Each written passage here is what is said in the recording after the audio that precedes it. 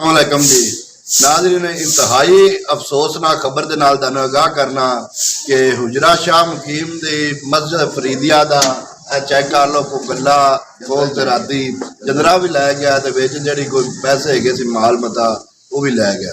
तुसीं चेक कर लो सूरत हाल की है, साडे मुसलमानां दा की हाल है। फिर साडे ते अल्लाह पाक दी तरफों अज़ाब ना आवन ते की होवे।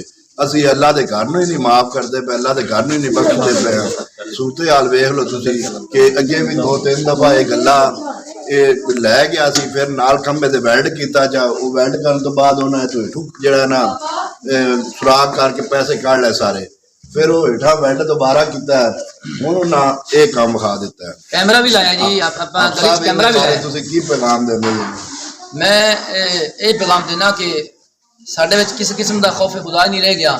कम अज कम सानू अल्लाह पाक का जो घर मस्जिद है इन्हां ते लिहाज करना चाहिए।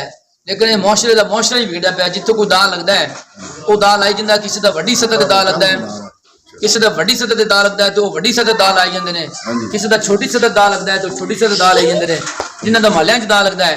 ये सारी आवी दी आवी बिगड़ी पई है। सानू चाहिए कि मुआशरे अमन कायम होवे और बंदे भी और सारे मामला जिहड़े ने उपर सुकून तरीके दे नाल तय पाए जावन। लिहाजा अल्लाह दी बारगाह च दुआ है कि साडे इस मुआशरे नूं जिहड़ा ना अमन दा गहवारा बनावे और शर्मरेजी तो इंतहा पसंदी तो इस किस्म दी भयानक हरकतां तो अल्लाह सानू सारिआं नूं इस मुल्क नूं महफूज फरमाए।